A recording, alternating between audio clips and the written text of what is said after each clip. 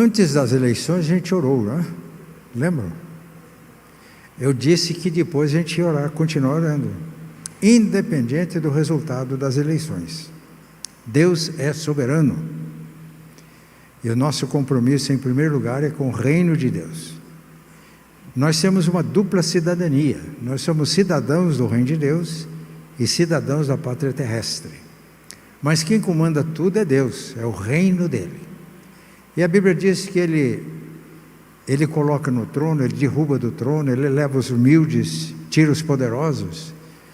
Por isso que a gente ora, né? E quando a gente ora, às vezes o resultado não é bem como muitos esperam, mas Deus continua sendo Deus.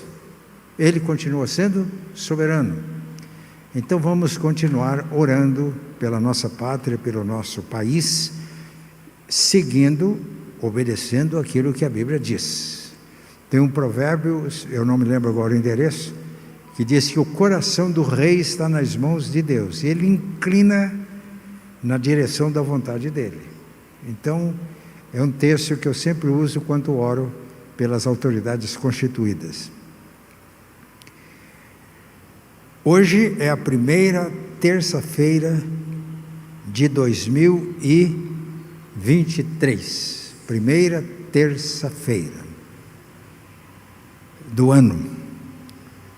E quando a gente pensa em virada de ano, ano novo, a gente tem que pensar no tempo, né? Eu me lembro que eu já preguei aqui, fiz menção a dois conceitos de tempo que a gente tem na nossa linguagem, e duas palavras gregas que são traduzidas pela palavra tempo em português. A origem desses conceitos está na mitologia grega. A mitologia grega tinha dois titãs, não eram deuses. Um deles chamava-se Cronos, era um jovem com aparência de idoso, muito lento, e gerava filhos, mas devorava os filhos que ele gerava. Isso dá a ideia do tempo que a gente mede, né? Por isso que a gente está falando em ano novo, porque senão a gente não teria noção. Está tudo igual, né? Mas a gente tem esse tempo que a gente mede. Então 2022 passou, estamos em 2023. Esse é o Cronos, da nossa cronologia.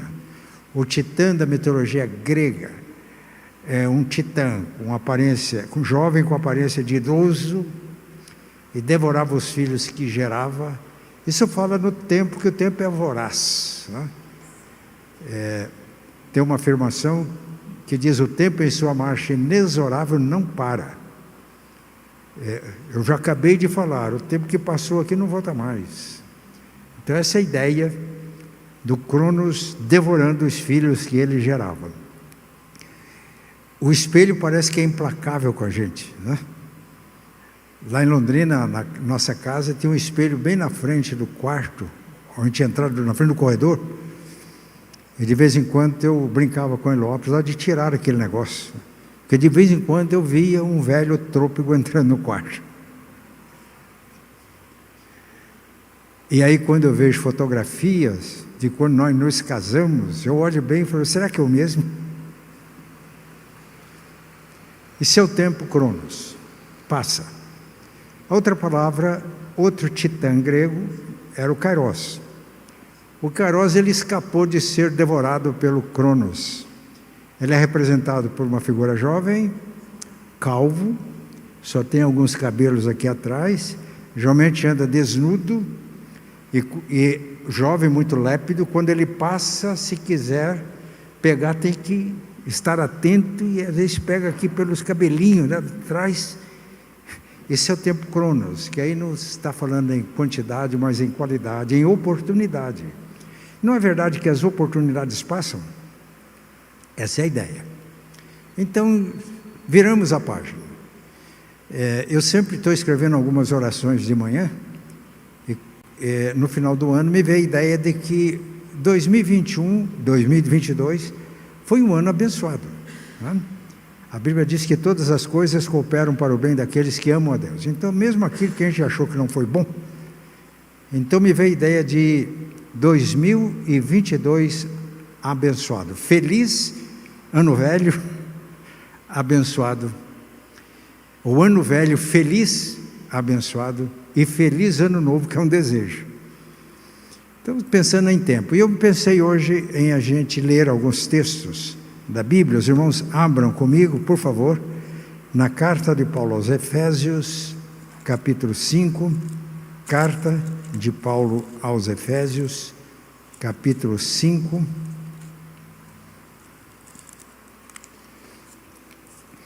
Na carta que Paulo escreveu a Timóteo, diz que o tempo da minha partida se aproxima, né?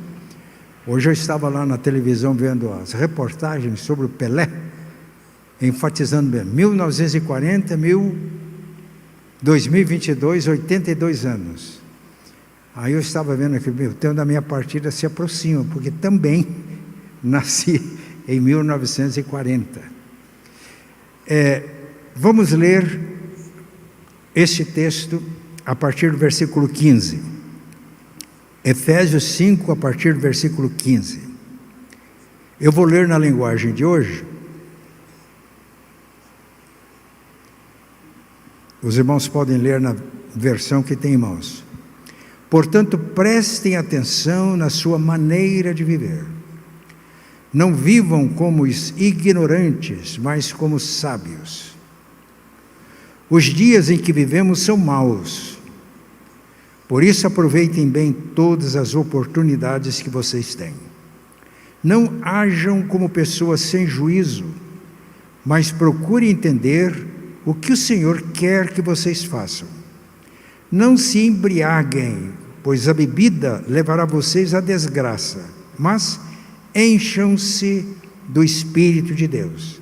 Animem uns aos outros com salmos, hinos e canções espirituais. Cantem de todo o coração hinos e salmos do Senhor. Em nome do nosso Senhor Jesus Cristo, agradeçam sempre todas as coisas a Deus o Pai. Sejam obedientes uns aos outros pelo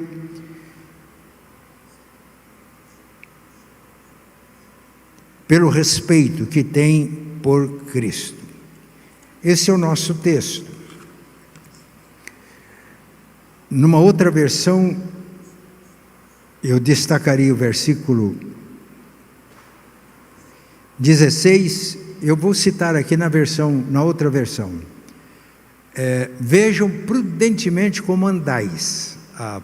O verbo andar aqui é sinônimo de comportamento, como a gente vive. Vede prudentemente como andais, não como nécios, mas como sábios, remindo o tempo, porque os dias são maus. Andar com sabedoria, remindo o tempo, não desperdiçando o tempo, porque os dias são maus. Eu já falei no tempo quantidade, mensurável, o tempo qualidade, oportunidades. Na verdade, irmãos, o tempo kairos, a gente sempre diz, vamos viver uma vida de qualidade. Não é assim que a gente quer? Uma pessoa está doente, sofrendo, às vezes é difícil, não tem recursos mais na medicina, mas faz-se o possível para que a vida tenha a melhor qualidade possível, não é assim? Lá em Londrina, eu conheci uma médica que era especialista em paliativos. O que é o paliativo? Ela trabalhava no Hospital do Câncer. São medidas, são procedimentos médicos que visam fazer com que o doente se sinta o mais confortável possível. Então, todos nós queremos não apenas vida, cronos, quantidade, mas nós queremos qualidade. Isso também é o que Deus quer. Jesus, em João 10:10, é muito conhecido, diz que o ladrão vem para roubar, matar e destruir. Ele diz, eu vim para que tenham vida. E vida em abundância, isto é, vida com qualidade. E Jesus, no Evangelho de João 5:24, diz, Em verdade eu digo a vocês, que todo aquele que ouve as minhas palavras e crê naquele que me enviou, tem a vida eterna.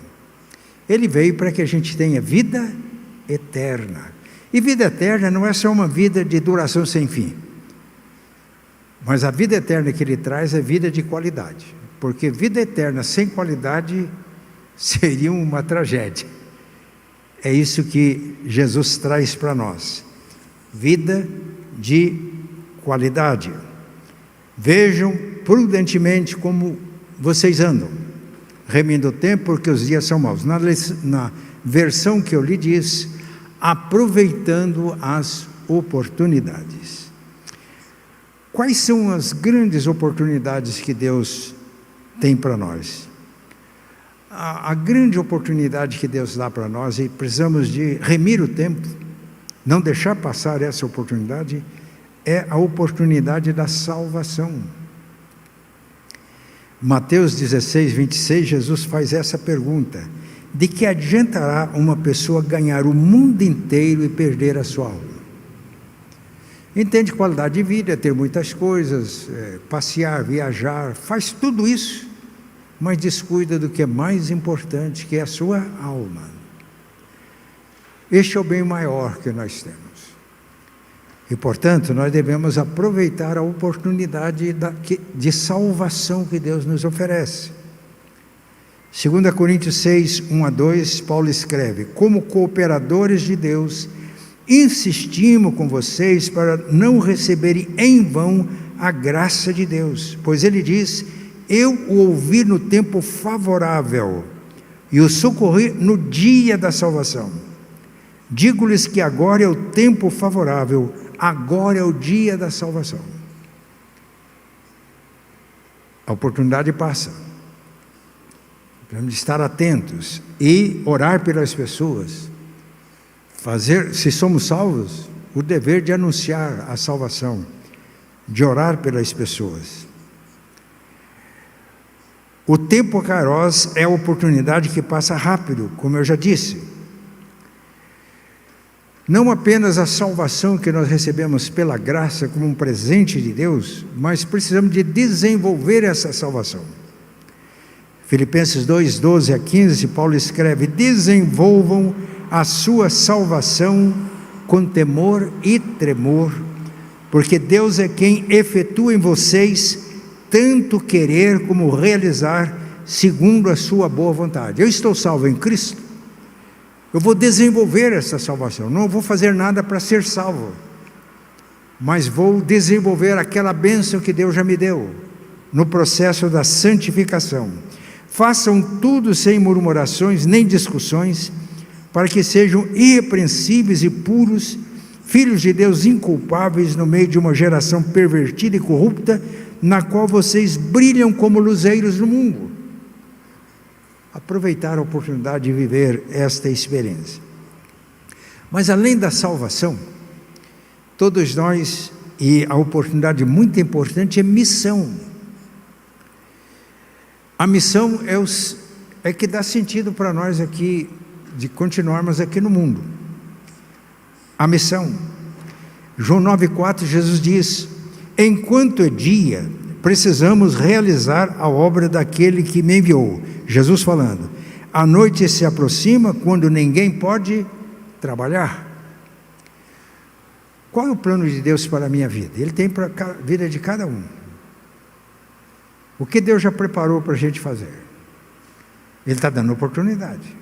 Não podemos desperdiçar esta oportunidade. Como? Colossenses 3, 17, por 23 a 24, Paulo escreve: tudo o que fizerem, seja em palavra ou em ação, façam-no em nome do Senhor Jesus, dando por meio dele graças a Deus. Tudo o que fizerem, façam de todo o coração, como para o Senhor, e não para os homens, sabendo que receberão do Senhor a recompensa da herança. É a Cristo, o Senhor, que vocês estão servindo. Coisa linda, aproveitar a oportunidade, fazer de coração, com alegria. aquilo que Deus dá para a gente fazer.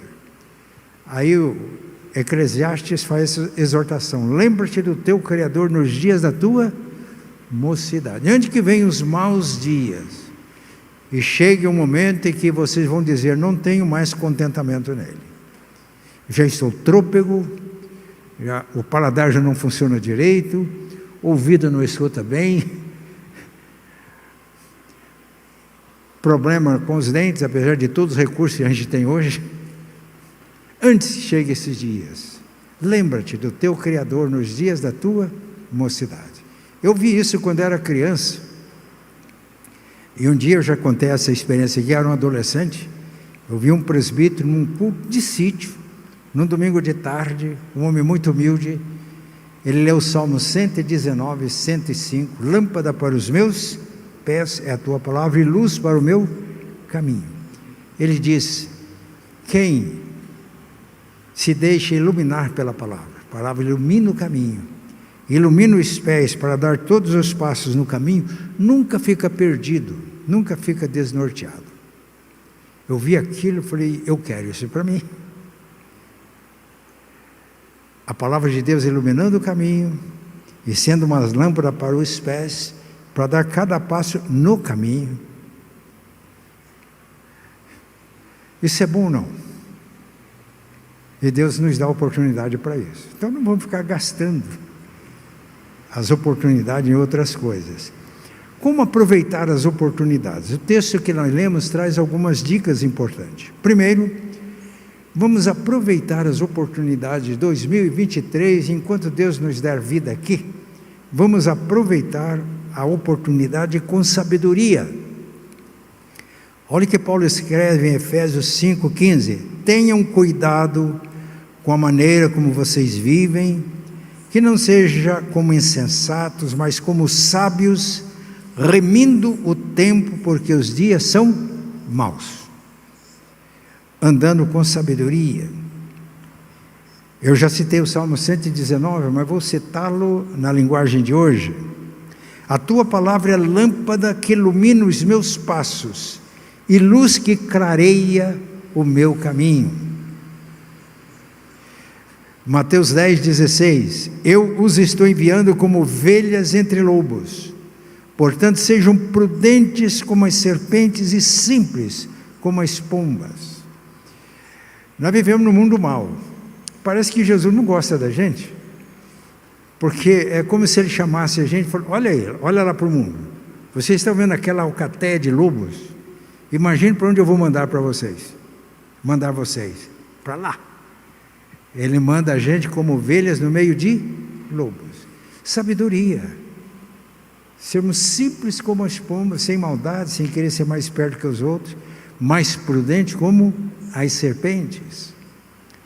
Eu gostava muito de ler o que Martin Luther King escrevia naquela época, na década de 60. Eu li um artigo dele, publicado na época, que dizia que nós, como crentes, precisamos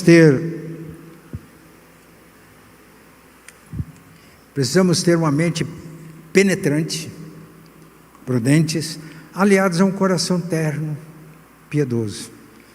Gostei. Ele lutou contra a discriminação racial. E havia leis que discriminavam os negros. Não podia andar em determinados ônibus, frequentar certos lugares, até nas igrejas tinha lugar separado.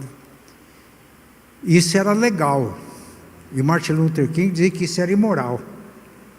Isso não estava certo. Mas ele lutou com tanta sabedoria que, ao invés de agravar o problema, ele contribuiu para que o problema fosse resolvido. Se ele ficasse apenas brigando com os brancos, dizendo que os brancos não estão com nada, que os negros são melhores do que os brancos, ele ia só botar mais lenha na fogueira. Mas ele transgredia a lei, conscientemente, sabia que ele ia ser preso, mas ele ia lá no ônibus, ele sentava no lugar com os brancos. Quando botava um homem como Luther King na cadeia por causa disso, ele chamava a atenção das pessoas para pensar e refletir.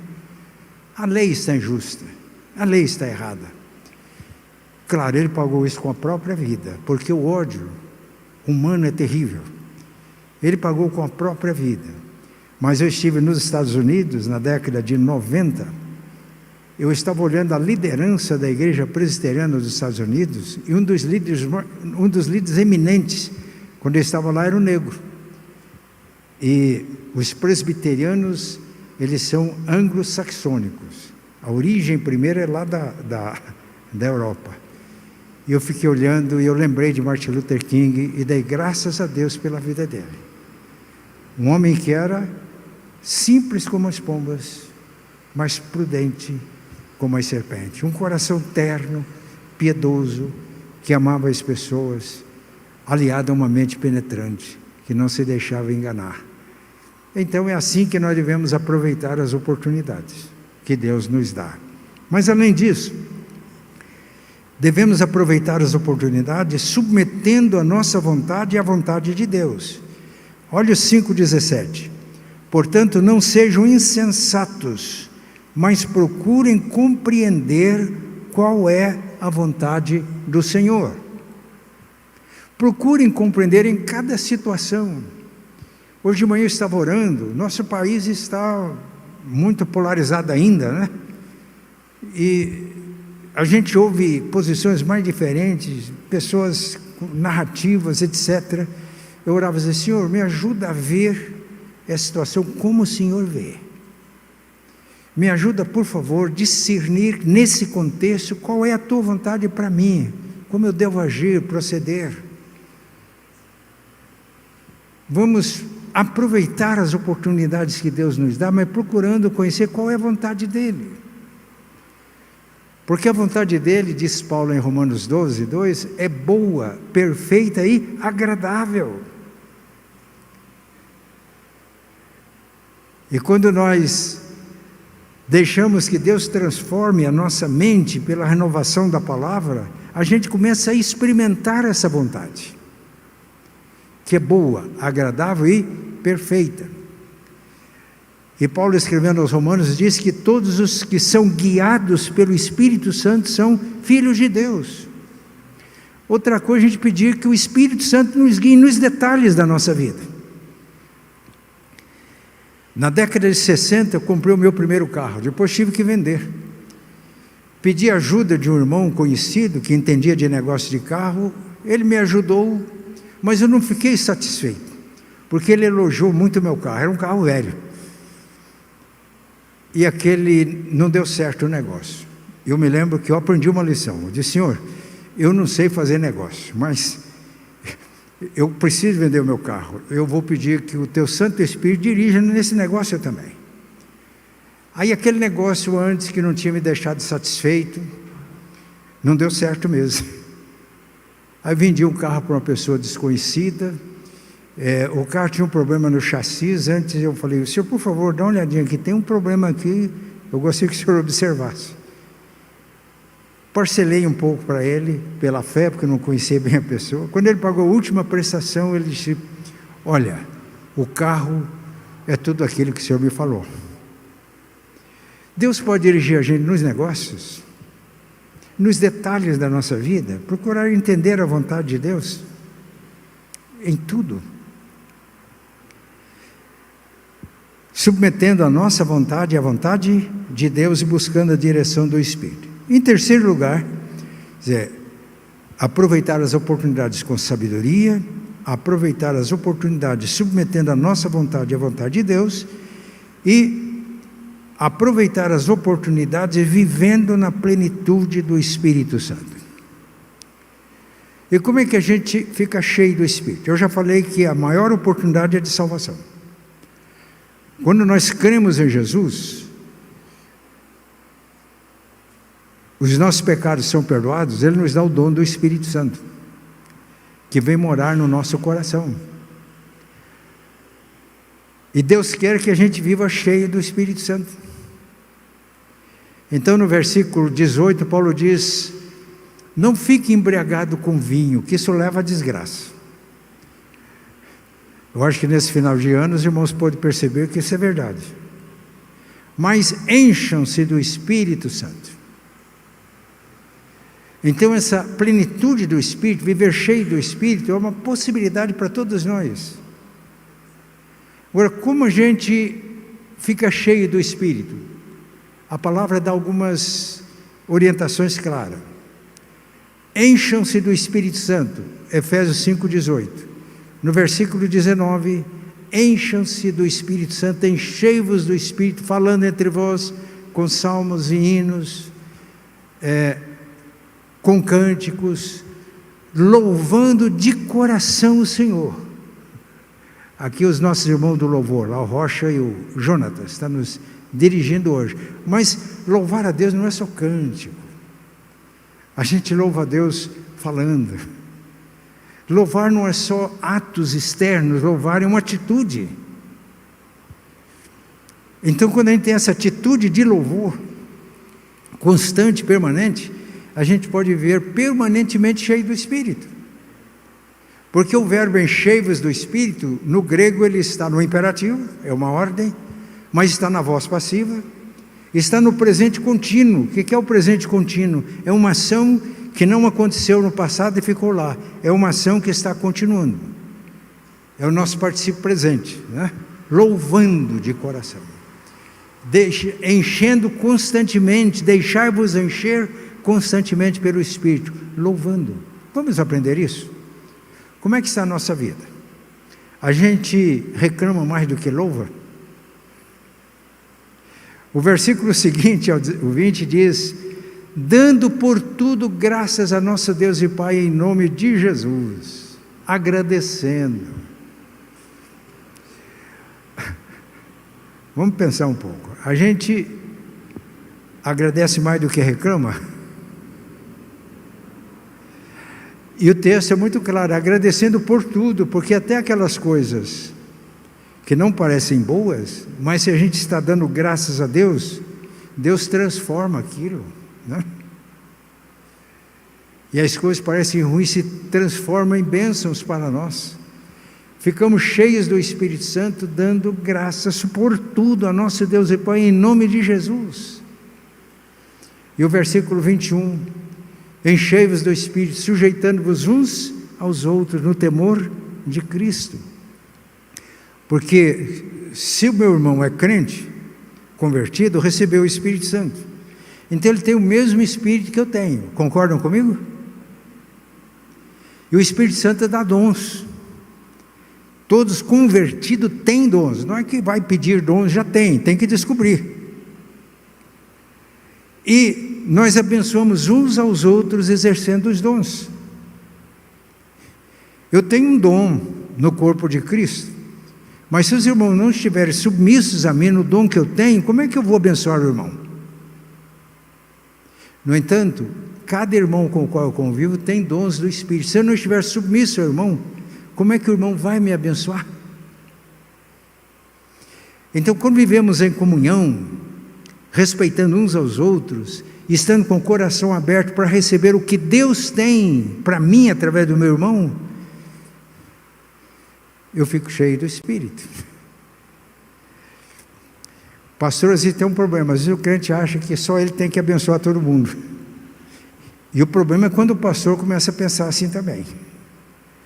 Aí é problema. Ele pode ir ao esgotamento. Mas se todos devem estar sujeitos no dom que o pastor tem, o pastor deve estar sujeito a cada irmão no dom que o irmão tem. E aí ele também é abençoado.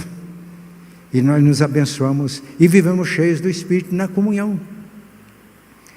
Então, o tempo 2023, vamos aproveitar as oportunidades de Deus. As oportunidades passam. Salvação. Quem ainda não é salvo, agora é o tempo aceitável, agora é o dia da salvação. Não deixe para depois abrir o coração e receber Cristo. Segundo, outra grande oportunidade é a missão, aquilo que Deus tem para a gente. E quando eu cumpro a missão que Deus tem para mim, a minha vida tem sentido. As pessoas cujas vidas estão sem sentido é porque estão vivendo egoisticamente para si. Não tem como ser infeliz quando coloca as suas vidas nas mãos de Deus para servi-lo. E não precisa ser coisa grandiosa, não. Tinha um irmãozinho que morava no sítio tinha um templo simples, e lá no sítio não tinha água encanada, então tinha aquele poço, e tirava a água do poço. Então tinha um balde colocado aqui numa corda, né, e uma manivela. Já viram isso? É só a turma mais antiga aqui, que morou na roça. Então descia aquele negócio, o balde tinha um peso aqui, virava lá, enchia d'água e tirava. E esse templo tinha um poço para os irmãos tomar água domingo. Geralmente eles iam domingo à tarde, depois do almoço. E o irmãozinho estava perguntando: Senhor, qual é a minha missão? Principalmente aqui na igreja. Eu tinha missão como chefe de família. Ele não tinha muita habilidade para outras coisas. Ele viu os irmãos tirando água e falou: achei. Eu vou tirar água para servir os meus irmãos. Ele disse que ele fazia aquilo, dava uma grande alegria para ele, quando ele estava servindo os irmãos, tomando uma aguinha fresca, que ele tirava lá daquele poço. É difícil cumprir uma missão, aproveitar oportunidades? É só querer. Aproveitar. E aí, aproveitando as oportunidades com sabedoria, aproveitando as oportunidades. Qual a segunda coisa que eu disse? Submetendo a nossa vontade à vontade de Deus e aproveitando as oportunidades, vivendo cheios do Espírito Santo. Que Deus nos ajude.